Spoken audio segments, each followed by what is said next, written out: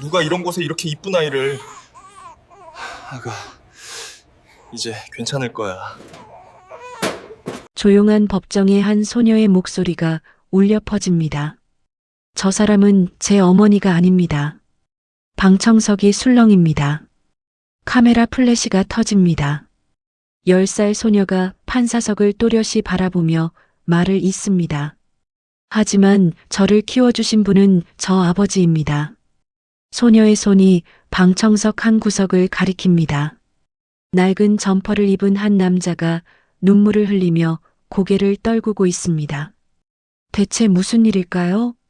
왜 어린 소녀가 법정에 섰을까요?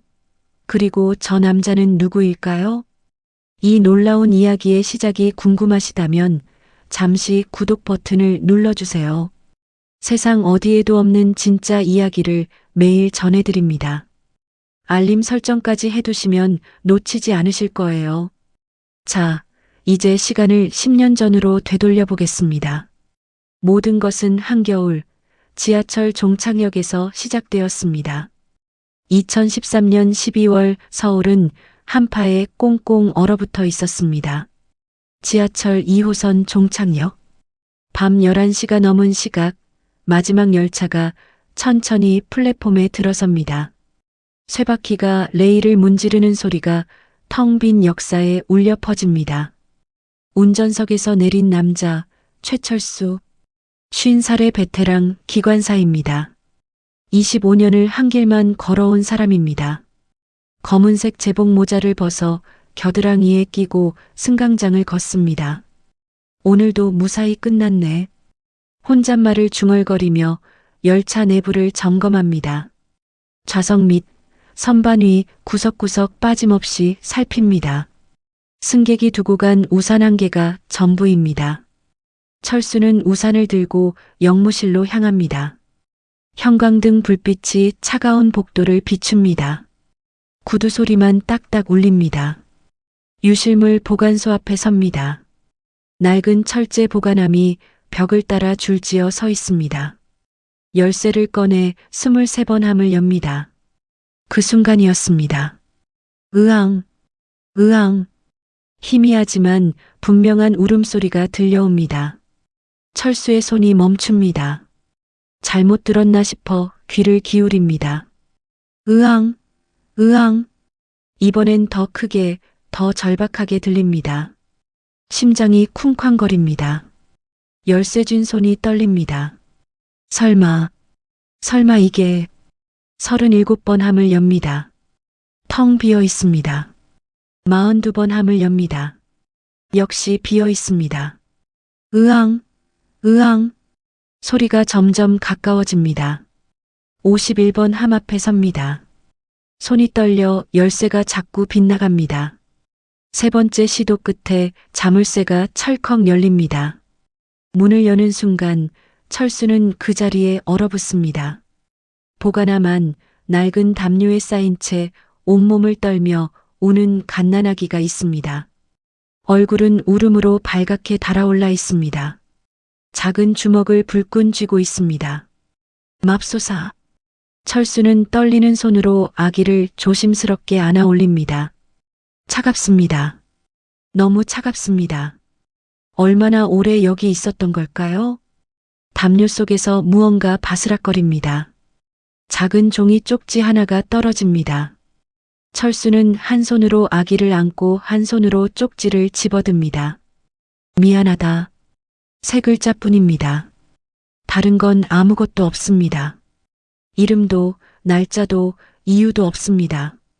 그저 미안하다는 말만 삐뚤빼뚤 적혀 있습니다. 철수의 눈가가 뜨거워집니다. 5년 전 교통사고로 아내를 잃고 혼자 살아온 그였습니다. 자식도 없이 지하철만 몰며 살아온 외로운 사람이었습니다. 아기가 철수의 옷깃을 작은 손으로 꼭 쥡니다. 울음을 멈추고 철수를 빤히 쳐다봅니다. 맑은 눈동자가 형광등 불빛을 받아 반짝입니다. 그 순간 철수는 알았습니다. 이건 우연이 아니라는 것을. 25년간 지하철을 몰았지만 유실물 보관함을 직접 확인한 건 오늘이 처음이었습니다. 평소엔 영무원에게 맡기는데 오늘따라 왠지 모르게 자기가 직접 확인하고 싶었습니다. 너, 나한테 온 거구나. 철수는 아기를 가슴에 꼭 안습니다. 아기의 체온이 천천히 그의 가슴으로 전해집니다. 차가운 복도에 서서 둘만의 온기를 나눕니다. 밖에서는 눈이 내리기 시작합니다. 하얀 눈송이가 역 출구 유리창에 부딪혀 녹아내립니다. 철수는 결심합니다. 경찰에 신고해야 하는 게 맞습니다. 하지만 지금 이 아이를 놓을 수가 없습니다. 일단 집으로 데려가 따뜻하게 해줘야 합니다. 제복 점퍼를 벗어 아기를 감쌉니다. 그리고 조용히 역을 빠져나옵니다. 눈발이 거세집니다. 하지만 품속의 아기는 따뜻합니다. 걱정 마. 아저씨가 지킬게.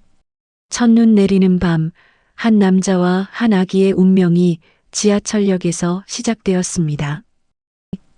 철수의 집은 역에서 걸어서 10분 거리에 있는 낡은 빌라 2층이었습니다. 현관문을 열고 들어서자 냉기가 먼저 맞이합니다. 보일러를 켜지 않고 나온 지 12시간이 넘었기 때문입니다. 철수는 서둘러 보일러를 돌리고 아기를 소파에 조심스럽게 눕힙니다. 젖은 담요를 벗기자 아기가 다시 울기 시작합니다. 배가 고픈지 기저귀가 찬 건지 알 수가 없습니다. 철수는 당황합니다. 아이를 키워본 적이 없는 50살 남자였습니다. 잠깐만 기다려. 옷장을 뒤집니다. 아내가 남긴 두툼한 겨울 가디건을 찾아 아기를 감쌉니다. 뜨거운 물을 받아 수건을 적셔 아기의 얼굴과 손을 닦아줍니다. 방 안이 따뜻해지자 아기의 울음이 조금 잦아듭니다. 하지만 여전히 보챕니다. 철수는 벽시계를 봅니다. 새벽 1시. 이 시간에 문을 연 곳은 없습니다. 냉장고를 엽니다. 우유 한 팩이 있습니다. 유통기한을 확인합니다. 이틀 전에 샀던 것입니다. 냄비에 우유를 데웁니다. 손가락에 묻혀 온도를 확인합니다. 미지근합니다. 컵에 우유를 담아 아기 입에 조금씩 흘려줍니다. 아기가 조금씩 빨아먹습니다. 우유가 입가로 흘러내립니다. 철수는 휴지로 닦아주며 계속 먹입니다. 1시간이 걸려 우유 반 컵을 먹였습니다. 아기가 트림을 하고 눈을 감습니다. 철수는 아기를 품에 안고 소파에 앉습니다. 감히 내려놓을 수가 없습니다. 자다가 숨이 막히면 어쩌나 걱정됩니다. 그렇게 밤을 샙니다. 다음 날 아침 해가 뜹니다. 철수는 한숨도 자지 못했지만 눈이 말똥말똥합니다. 아기는 여전히 품에서 자고 있습니다. 휴대전화를 꺼냅니다. 경찰에 신고해야 합니다. 손가락이 번호판 위를 맴돕니다. 하지만 누르지 못합니다. 신고하면 아이는 보호시설로 갑니다. 거기서 입양을 기다리겠죠. 만약 입양되지 않으면 시설에서 자라게 됩니다. 철수는 아기를 내려다봅니다. 새벽 내내 품에 안겨있던 작은 존재입니다. 벌써 정이 든 것일까요? 아니면 운명이라고 느낀 것일까요? 아내가 떠난 뒤 철수는 5년간 혼자였습니다. 출근하고 퇴근하고 밥 먹고 자고 또 출근하는 삶이었습니다. 누구와도 말을 섞지 않았습니다. 웃을 일도 없었습니다. 하지만 지난밤 이 작은 생명을 품에 안았을 때 처음으로 느꼈습니다. 내가 누군가에게 필요한 사람이라는 것을, 이 아이는 나를 필요로 한다는 것을. 전화기를 내려놓습니다. 일단 병원부터 가자. 근처 소아과를 찾아갑니다. 의사가 아기를 꼼꼼히 진찰합니다. 청진기를 대고 체온을 재고 몸무게를 잽니다. 다행히 건강합니다. 생후 1달 정도 된 것 같네요. 동상 기운도 없고요. 정말 다행입니다. 의사가 철수를 빤히 쳐다봅니다. 그런데 아버님이시죠? 철수가 고개를 끄덕입니다. 거짓말입니다. 하지만 부인할 수가 없습니다. 네, 그렇습니다. 그럼 출생신고는 하셨어요? 아직입니다. 빨리 하세요. 그래야 건강보험도 되고요. 의사가 분유와 기저귀 브랜드를 적어줍니다. 육아책도 한 권 건넵니다. 철수는 고맙다며 고개를 숙입니다. 약국에서 분유를 삽니다. 마트에서 기저귀와 젖병을 삽니다. 아기 옷도 몇 벌 삽니다. 계산대에서 카드를 내밀 때 손이 떨립니다. 20만 원이 넘는 금액입니다. 하지만 후회는 없습니다. 집으로 돌아와 아기를 재웁니다. 그리고 책상 앞에 앉습니다. 공책을 펴고 펜을 듭니다. 이름을 지어야 합니다. 한참을 고민합니다. 지하철역 유실물 보관함에서 만났으니 역과 관련된 이름? 아닙니다. 평범하지 않습니다. 창밖을 봅니다. 하늘이 맑습니다. 어제 내린 눈이 햇빛에 반짝입니다. 은빛 햇살 같은 아이. 세상에 빛이 되어줄 아이. 은서. 그래, 은서라고 부르자. 은빛 서쪽 하늘처럼 아름답게 살아라. 철수는 공책에 적습니다. 이은서. 그날 저녁 철수는 회사에 육아휴직 신청서를 냅니다. 25년 근무하며 단 한 번도 쓴 적 없던 휴가였습니다. 상사가 놀라며 묻습니다. 최 기사님, 무슨 일이세요? 아이를 키우게 됐습니다. 결혼하셨어요? 아닙니다. 그냥 인연이 생겼습니다. 더 이상 묻지 않습니다. 서류를 처리해 줍니다. 그날 밤부터 철수의 삶이 완전히 바뀝니다. 3시간마다 분유를 타고 기저귀를 갈고 트림을 시킵니다. 밤잠을 설쳐도 행복합니다. 창밖으로 첫눈이 내렸던 그날 밤 철수는 생명을 주었습니다. 아니, 어쩌면 은서가 철수를 구해준 것인지도 모릅니다. 죽은 듯 살아가던 한 남자에게 다시 살아갈 이유를 준 것입니다. 이 작은 인연이 훗날 얼마나 큰 기적으로 자라날지 철수는 아직 모릅니다. 3살이 된 은서는 아빠 손을 꼭 잡고 지하철역을 걷는 것을 제일 좋아했습니다. 육아휴직이 끝난 철수는 다시 기관사로 복귀했습니다. 어린이집에 은서를 맡기려 했지만 마음이 놓이지 않았습니다. 결국 은서를 영무실에 데려오기로 했습니다. 역장님이 허락해 주셨습니다. 최 기사 사정 알잖아요. 애 데리고 와요. 조용히만 있으면 됩니다. 그렇게 은서는 지하철역이 놀이터가 되었습니다. 영무실 한쪽 구석에 작은 매트와 장난감 바구니가 생겼습니다. 은서는 그곳에 앉아 색연필로 그림을 그리거나 블록을 쌓으며 시간을 보냈습니다. 철수가 운행을 마치고 돌아오면 은서가 종종 걸음으로 달려왔습니다. 아빠. 작은 팔로 철수의 다리를 꼭 안았습니다. 세상에서 가장 행복한 순간이었습니다. 어느 날 은서가 영무실 벽에 붙은 지하철 노선도를 물끄러미 쳐다보고 있었습니다. 빨강, 파랑, 초록, 노랑, 형형색색의 선들이 서울을 가로지르고 있었습니다. 은서야, 뭐 보니? 철수가 물었습니다. 예뻐요. 은서가 노선도를 가리키며 웃었습니다. 그래, 예쁘지? 이게 아빠가 다니는 길이야. 철수는 2호선 노란 선을 손가락으로 따라 그었습니다. 시청에서 출발해서 을지로, 동대문, 신당, 왕십리 쭉 돌아 다시 시청으로 돌아오는 순환선이었습니다. 은서가 노선도에 코를 박고 한참을 쳐다보았습니다. 그날 저녁 집으로 돌아왔습니다. 저녁을 먹고 목욕을 시키고 잠옷을 입혔습니다. 은서가 색연필과 종이를 가져왔습니다. 아빠, 그림 그릴래요. 그래, 그려봐. 철수는 설거지를 하며 가끔 뒤를 돌아봤습니다. 은서가 바닥에 엎드려 뭔가 열심히 그리고 있었습니다. 1시간쯤 지났을까요?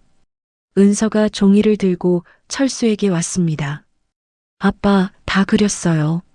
철수는 수건으로 손을 닦으며 종이를 받아들었습니다.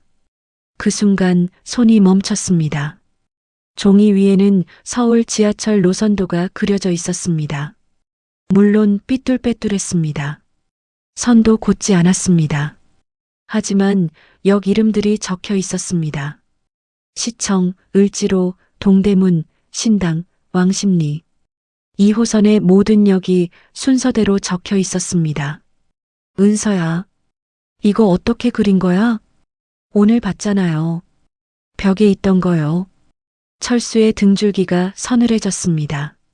오늘 낮 은서는 노선도를 단 몇 분 쳐다봤을 뿐입니다. 그런데 집에 와서 역 이름까지 모두 외워서 그렸다는 것입니까? 은서야, 혹시 다른 선도 그릴 수 있어? 응.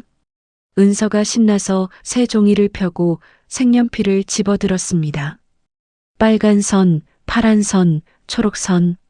순식간에 여러 색깔의 선들이 종이 위에 그려졌습니다.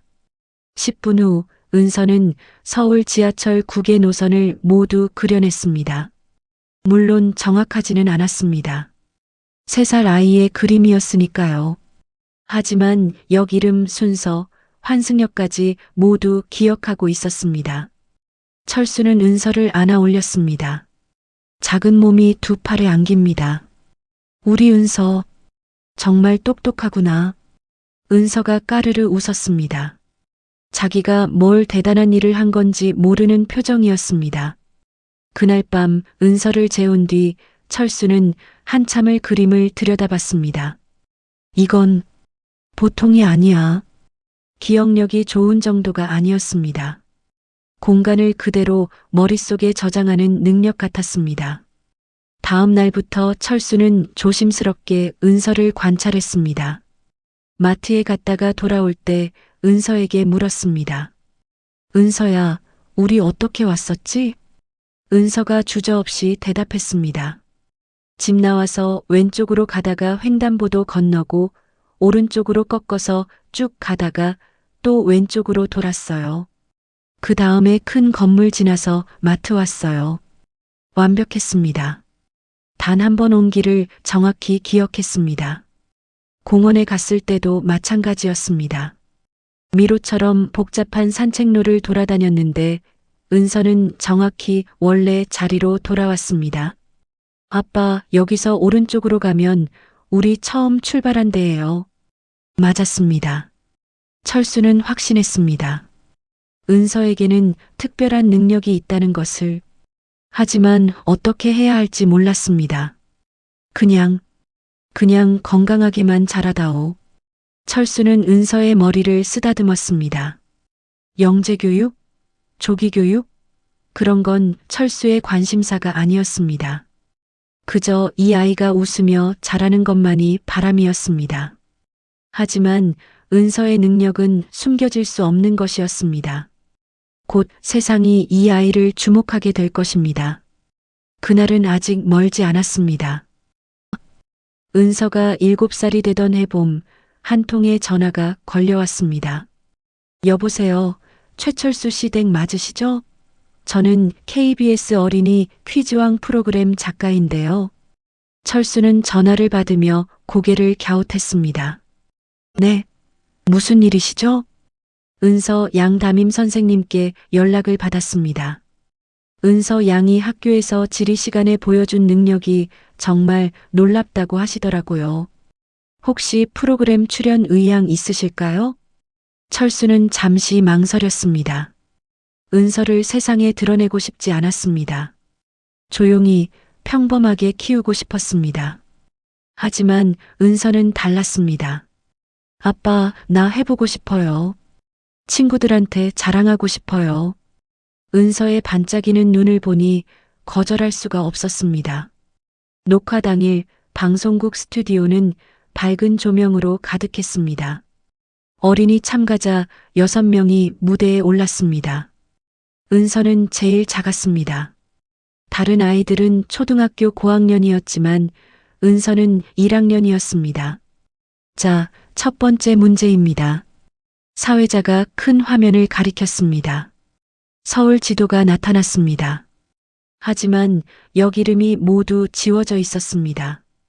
이곳은 어디일까요? 힌트는 2호선과 4호선이 만나는 곳입니다. 다른 아이들이 고민하는 사이 은서의 손이 벌써 버튼을 눌렀습니다. 띵동. 네, 최은서 양. 동대문 역사문화공원역이요. 정답입니다. 객석에서 박수가 터져 나왔습니다. 철수는 맨 뒷자리에 앉아 손에 땀을 쥐고 지켜봤습니다. 문제는 점점 어려워졌습니다. 두 번째 문제는 세계 지도였습니다. 수도 이름을 맞히는 문제였습니다. 이 나라의 수도는 어디일까요? 화면에 낯선 국기가 나타났습니다. 고학년 아이들도 머뭇거렸습니다. 하지만 은서는 주저하지 않았습니다. 띵동. 카트만두요. 네팔 수도요. 정답입니다. 은서 양, 어떻게 알았어요? 지난번에 아빠랑 도서관에서 지도책 봤어요. 한번 봤는데 기억나요. 사회자가 놀란 표정을 지었습니다. 한번 보고 기억한다고요? 네. 저는 본 거 안 잊어버려요. 방청객들이 웅성거렸습니다. 카메라가 은서에게 집중되었습니다. 마지막 문제였습니다. 최고 난이도였습니다. 자, 이번엔 길찾기 문제입니다. 화면에 복잡한 미로가 나타났습니다. 출발점에서 도착점까지 가는 길을 찾는 문제였습니다. 제한 시간 3분. 시작. 다른 아이들이 종이에 연필로 이리저리 그어가며 고민했습니다. 하지만 은서는 화면을 딱 20초 쳐다보더니 버튼을 눌렀습니다. 띵동. 사회자가 깜짝 놀랐습니다. 벌써요? 답을 말씀해 주세요. 오른쪽, 위, 왼쪽, 위, 오른쪽, 아래, 오른쪽이요. 화면에 은서가 말한 대로 길이 표시되었습니다. 완벽하게 도착점에 도달했습니다. 스튜디오가 술렁였습니다. 방청객들이 자리에서 일어나 박수를 쳤습니다. 대단합니다. 최은서 양, 오늘의 퀴즈왕입니다. 은서에게 왕관이 씌워졌습니다. 은서가 활짝 웃으며 뒤를 돌아봤습니다. 철수가 눈물을 닦으며 손을 흔들고 있었습니다. 방송이 나간 뒤 세상이 달라졌습니다. 초등학교 1학년 천재 소녀화제, 공간 기억 천재, 최은서를 아시나요? 신문과 인터넷에 은서 이야기가 도배되었습니다. 영재학교에서 연락이 왔습니다. 교육업체에서 광고 모델 제안이 들어왔습니다. 철수는 모두 거절했습니다. 은서는 그냥 평범하게 자라면 됩니다. 하지만 세상은 은서를 가만두지 않았습니다. 어느 날 한 대학 교수가 찾아왔습니다. 뇌과학 연구소 소장이었습니다. 은서 양의 능력을 연구하고 싶습니다. 과학적으로 규명한다면 많은 사람들에게 도움이 될 수 있습니다. 철수는 고민했습니다. 은서에게 물었습니다. 은서야, 내 생각은 어때? 아빠가 좋다고 하면 해요. 근데 아빠, 나 이상한 거 아니지? 은서가 불안한 눈빛으로 물었습니다. 철수는 은서를 꼭 안았습니다. 이상한 게 아니야. 특별한 거지. 너는 하늘이 준 선물을 가진 거야.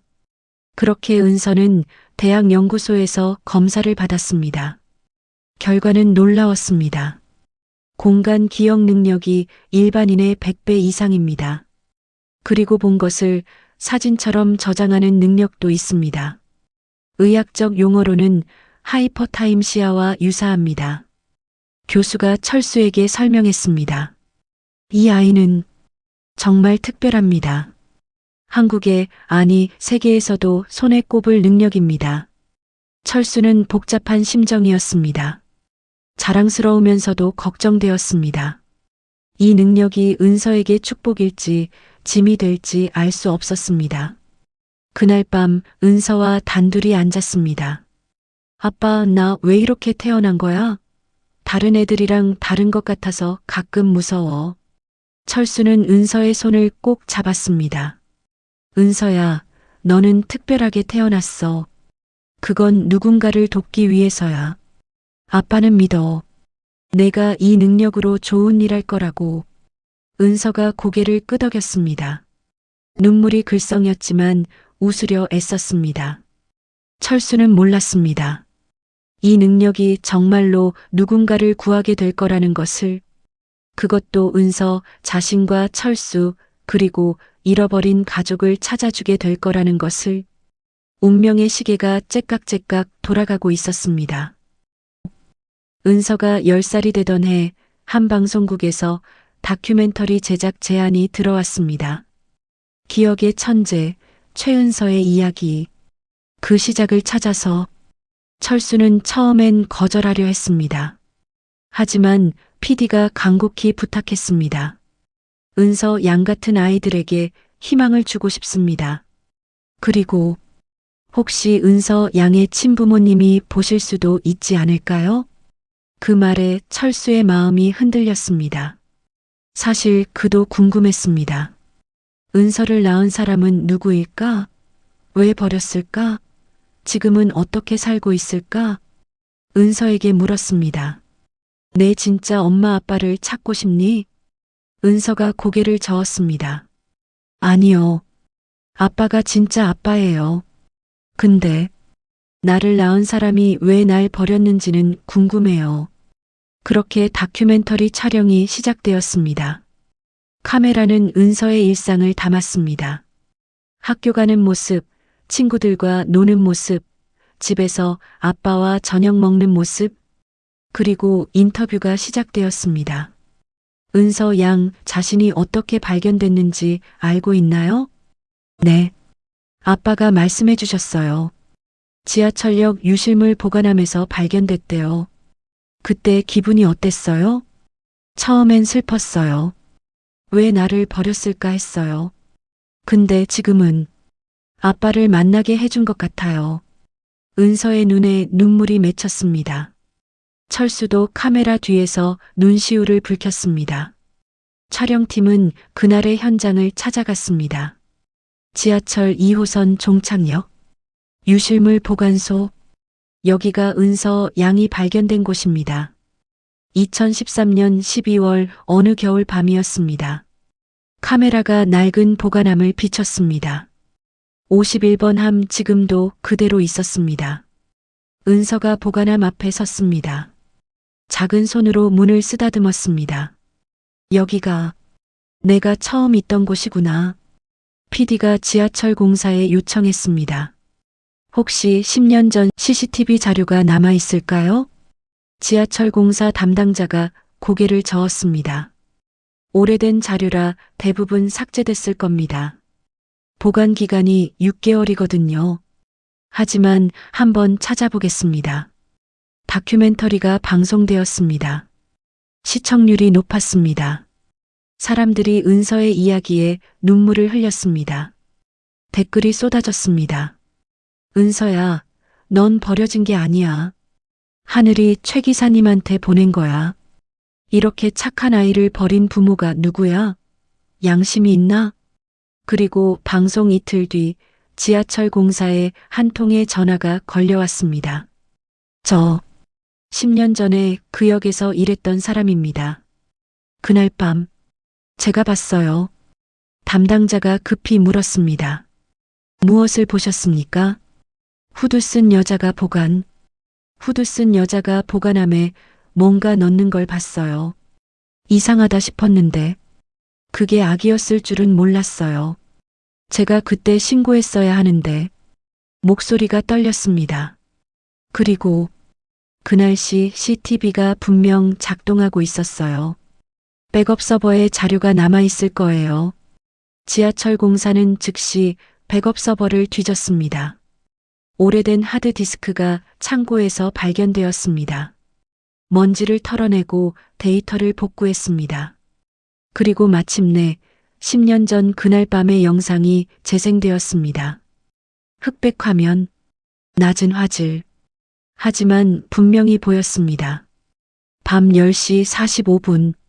검은 후드를 쓴 여자가 유실물 보관소로 들어옵니다. 품에 뭔가를 안고 있습니다. 주위를 두리번거립니다. 그리고 51번 함을 엽니다. 여자가 품속의 것을 보관함에 조심스럽게 넣습니다. 한참을 망설이다가 문을 닫습니다. 그리고 돌아서려다 주저앉습니다. 어깨가 들썩입니다. 울고 있는 것 같습니다. 담당자가 화면을 일시정지시켰습니다. 이 여자가 은서 양을 둔 사람이군요. 하지만 여기서 끝이 아니었습니다. PD가 말했습니다.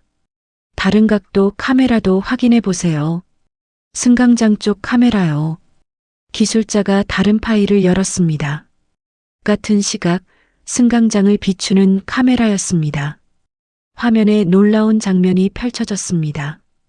밤 10시 50분, 후드 쓴 여자가 승강장으로 뛰어나옵니다.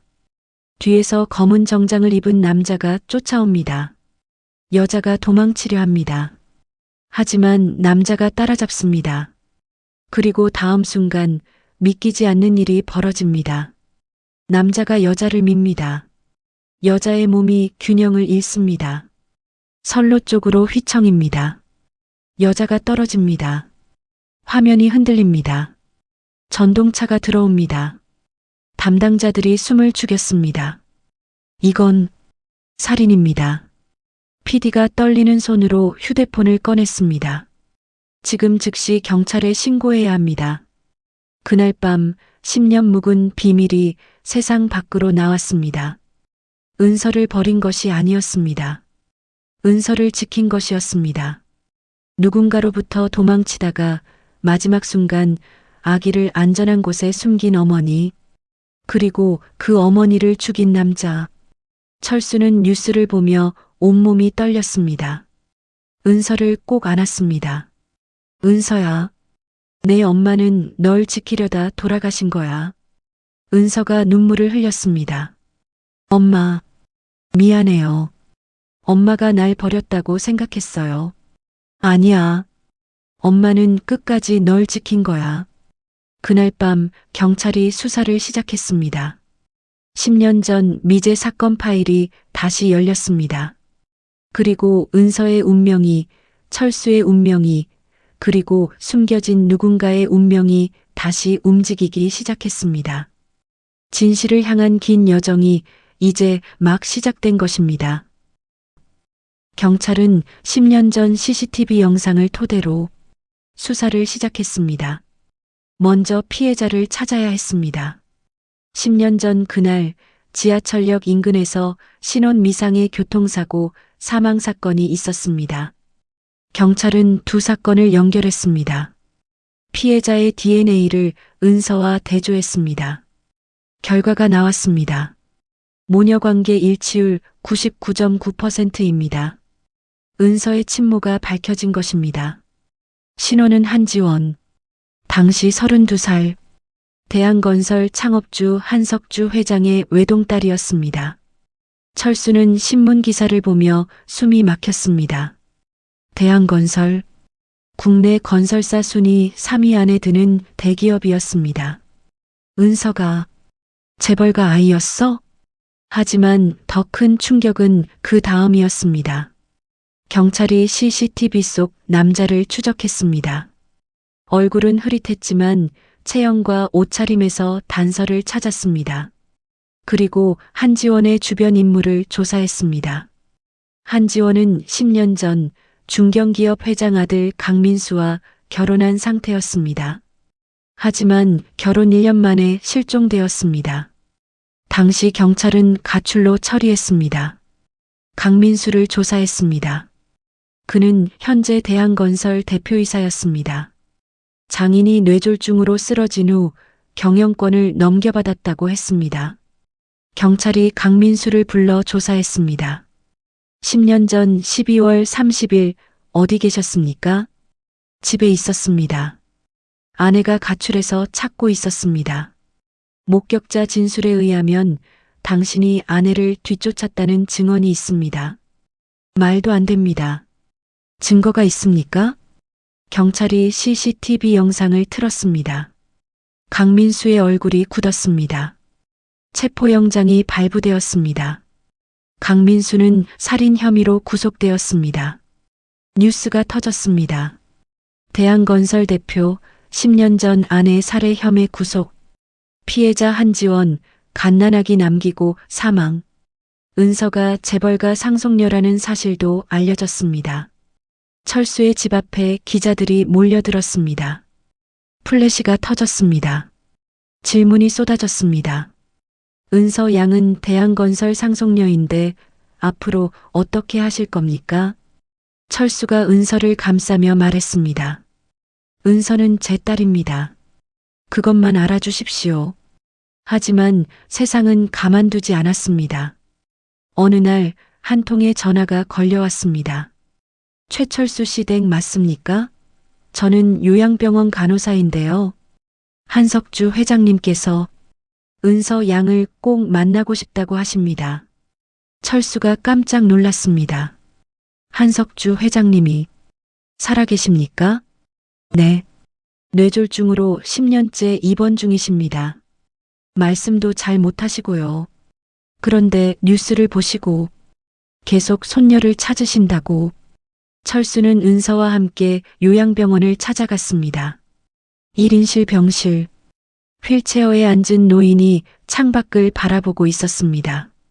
머리는 새하얗게 새었고 몸은 비쩍 말랐습니다. 회장님, 손님 오셨습니다. 간호사가 말하자 노인이 천천히 고개를 돌렸습니다.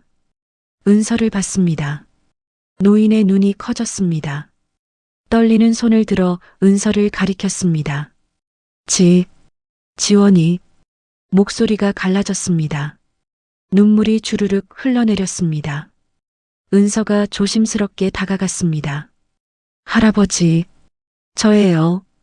은서예요. 노인이 손을 뻗었습니다. 은서가 그 손을 잡았습니다. 주름진 손이었지만 따뜻했습니다.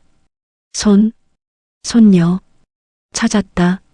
노인이 울음을 터뜨렸습니다. 10년 동안 참았던 눈물이 폭포처럼 쏟아졌습니다. 철수도 눈시울이 뜨거워졌습니다.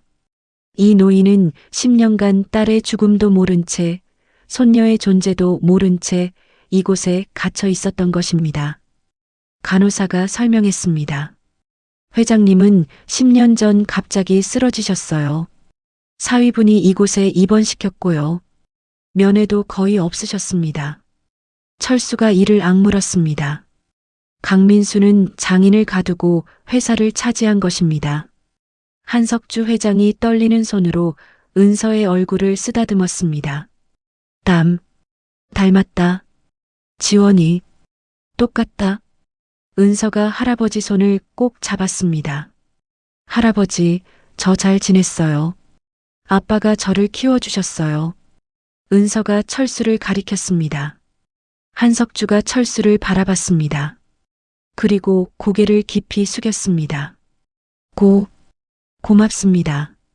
제 손녀. 살려주셔서. 철수가 황급히 손을 저었습니다. 아닙니다. 은서가 저를 살렸습니다. 한석주가 은서를 다시 안아 올리려 했지만 힘이 없었습니다. 은서가 스스로 할아버지 무릎에 앉았습니다. 할아버지, 아프지 마세요. 제가 이제 할아버지 돌봐드릴게요. 한석주의 얼굴에 미소가 번졌습니다. 10년 만에 처음 짓는 미소였습니다. 그날 잃어버린 가족이 다시 만났습니다. 하지만 아직 끝이 아니었습니다. 은서에게는 이제 선택의 순간이 다가오고 있었습니다.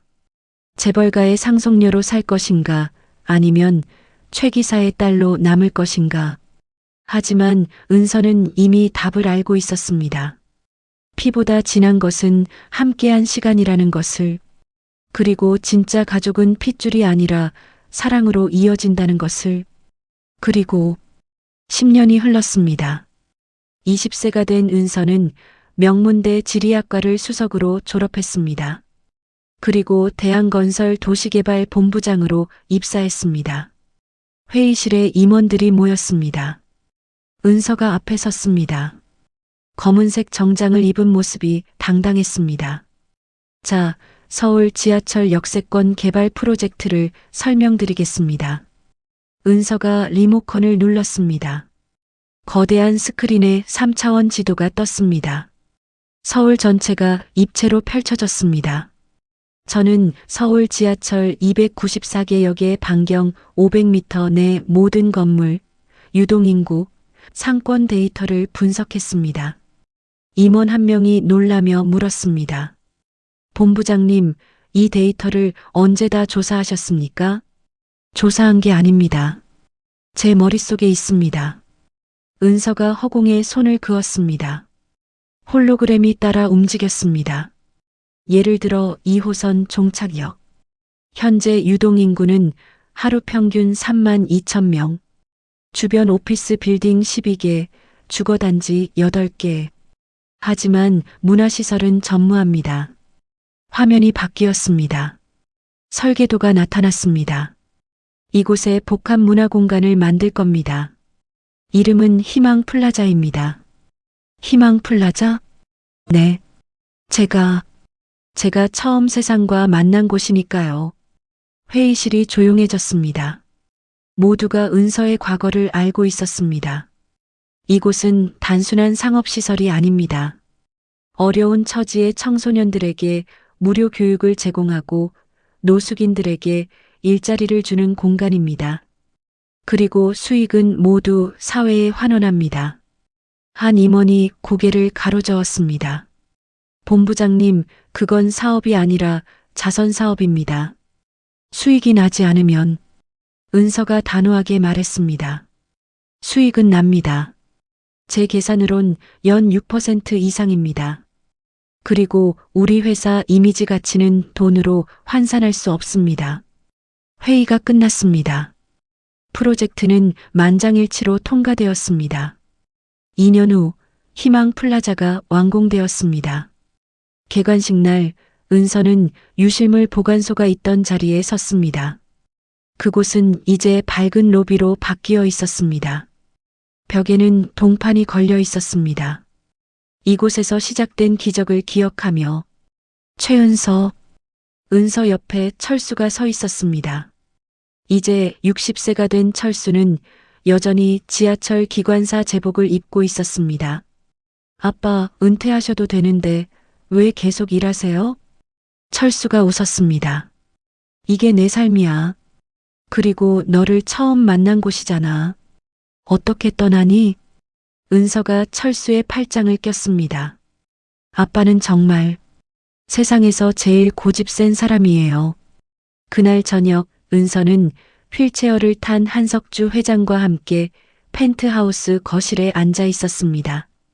회장은 많이 회복했지만 여전히 거동이 불편했습니다. 할아버지, 오늘 개관식 어떠셨어요? 한석주가 떨리는 목소리로 말했습니다. 자, 자랑스럽다. 우리 손녀가 대단하다. 은서가 할아버지 손을 잡았습니다. 할아버지, 제가 부회장 되면 할아버지는 고문으로 계실 거예요. 평생 제 옆에 계셔야 해요. 한석주의 눈에 눈물이 맺혔습니다. 그래야지. 3년 후 은서는 22세의 대한건설 부회장에 취임했습니다. 최연소 기록이었습니다. 취임식 날 기자들이 몰려들었습니다. 부회장님, 성공 비결이 뭡니까? 은서가 웃으며 대답했습니다.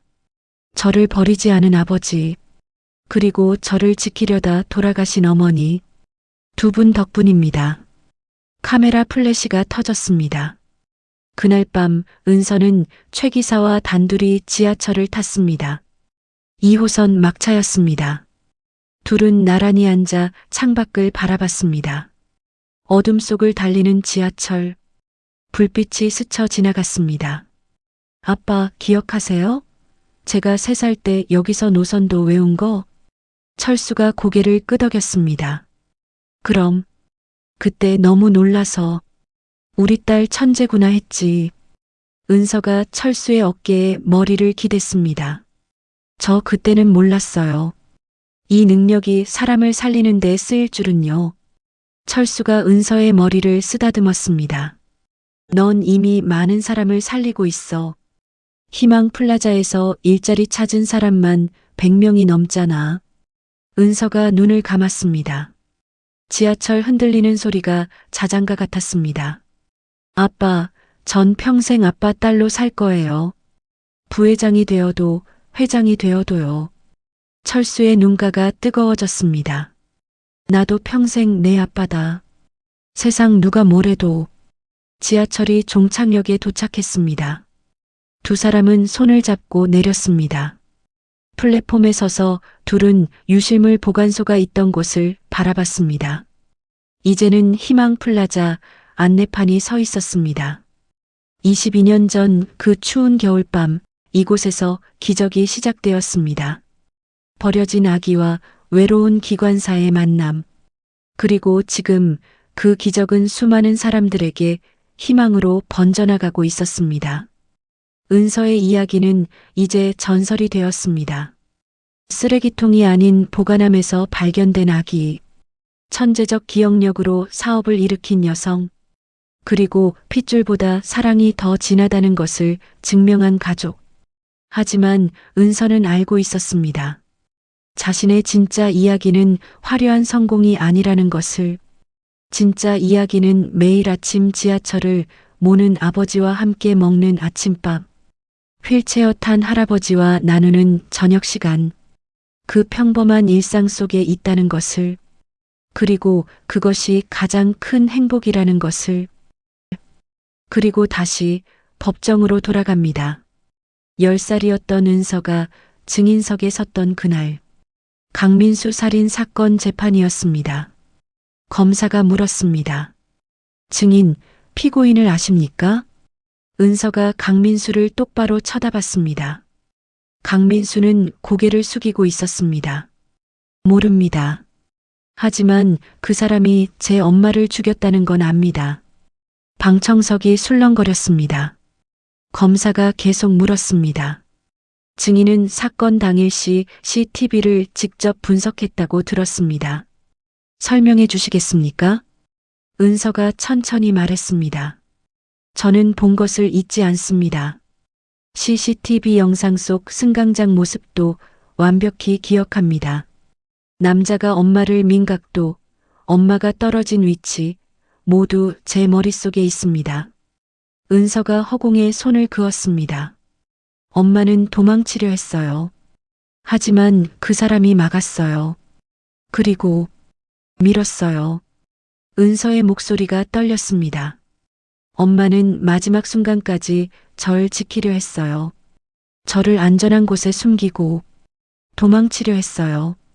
저 때문에 엄마가 돌아가신 거예요. 눈물이 볼을 타고 흘러내렸습니다. 철수가 방청석에서 일어서려다 참았습니다. 판사가 조용히 물었습니다. 증인, 피고인에게 하고 싶은 말이 있습니까? 은서가 강민수를 바라봤습니다. 당신은 제 엄마를 죽였어요. 할아버지를 가뒀어요. 그리고 저까지 죽이려 했어요. 하지만 은서가 눈물을 닦았습니다. 하지만 당신 덕분에 저는 진짜 아버지를 만났어요. 엄마가 저를 지켜줬고 아빠가 저를 키워줬어요. 그래서 전 행복해요. 강민수가 고개를 들었습니다. 눈가가 붉어져 있었습니다. 당신이 저한테서 뺏은 건 아무것도 없어요. 오히려 제가 가진 게 더 많아졌어요. 재판은 일주일 후 결심 공판에서 끝났습니다. 강민수는 무기징역을 선고받았습니다. 그날 저녁 은서는 철수와 함께 묘지를 찾았습니다. 한지원의 묘소, 서울이 내려다 보이는 언덕 위에 있었습니다. 하얀 비석이 석양을 받아 빛났습니다. 은서가 무릎을 꿇고 헌화했습니다. 엄마, 저예요. 은서예요. 바람이 불었습니다. 꽃잎이 날렸습니다. 엄마 미안해요. 그동안 엄마를 원망했어요. 왜 날 버렸냐고. 하지만 이제 알아요. 엄마는 날 버린 게 아니라 지킨 거였어요. 은서의 어깨가 떨렸습니다. 엄마가 저를 보관함에 숨겨줘서 아빠를 만났어요. 세상에서 제일 좋은 아빠를요. 그래서 전 행복해요. 철수가 옆에 무릎을 꿇었습니다. 지원 씨, 고맙습니다. 은서를 세상에 데려와줘서, 그리고 제게 딸을 선물해줘서. 철수도 눈물을 흘렸습니다. 은서 잘 키우겠습니다. 아니, 잘 키웠습니다. 보고 계시죠? 두 사람은 한참을 무릎 꿇고 앉아 있었습니다. 해가 지고 어둠이 내렸습니다. 2년 후, 은서는 22세 생일날 특별한 행사를 열었습니다. 희망 플라자 앞 광장에 수백 명이 모였습니다. 오늘 이 자리는 특별합니다. 저와 같은 처지의 아이들을 위한 장학재단을 설립합니다. 박수가 터져 나왔습니다. 이름은 한지원 재단입니다. 제 엄마 이름이에요. 은서의 목소리가 울렸습니다. 엄마는 저를 지키려다 돌아가셨어요. 이제 제가 다른 아이들을 지킬 차례예요. 플래카드가 펼쳐졌습니다. 한지원 재단 아이들에게 희망을. 무대 옆에 세 사람이 나란히 서 있었습니다. 휠체어 탄 한석주 회장, 지하철 제복을 입은 철수, 그리고 정장을 입은 은서. 사진사가 셔터를 눌렀습니다. 플래시가 터졌습니다. 가족 사진이었습니다. 그날 밤 펜트하우스 거실. 세 사람이 소파에 앉아 저녁을 먹고 있었습니다. 텔레비전에서 뉴스가 흘러나왔습니다. 최은서 부회장, 한지원 재단 설립, 유실물 보관함에서 재벌 부회장까지. 한석주가 리모컨으로 텔레비전을 껐습니다. 시끄럽다. 밥이나 먹자. 은서가 웃었습니다. 할아버지, 저 유명인이에요. 익숙해지셔야 해요. 철수가 반찬을 집어 은서 그릇에 넣어줬습니다. 많이 먹어. 요즘 너무 바빠서 살 빠졌어. 아빠, 전 부회장이에요. 반찬 안 받아도 돼요. 부회장이면 뭐해? 내 딸인데.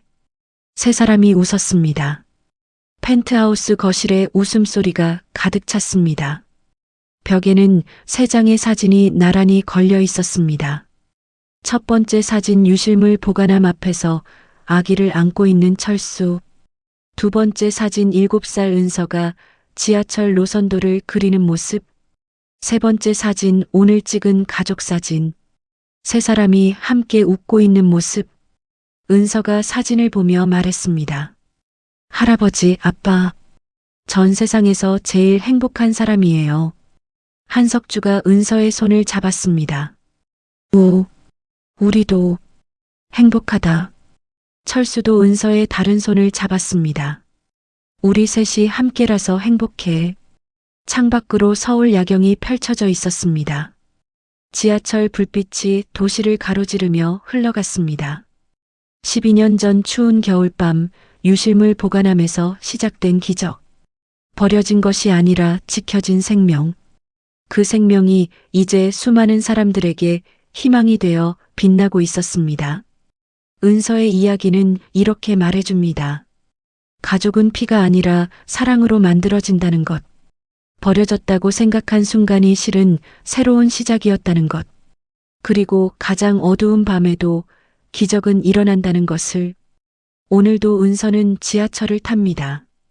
부회장이 되어도 변하지 않은 습관입니다. 그리고 종착역에 내려 희망 플라자 앞에 섭니다. 그곳에서 은서는 생각합니다. 엄마 고마워요. 저를 지켜줘서. 아빠 사랑해요. 저를 키워줘서. 할아버지 행복해요. 우리가 함께라서. 바람이 붑니다. 은서의 머리카락이 날립니다. 그녀는 웃으며 걷기 시작합니다. 앞으로도 걸어갈 길이 아직 많이 남아 있습니다. 하지만 두렵지 않습니다. 사랑하는 사람들이 함께이니까요.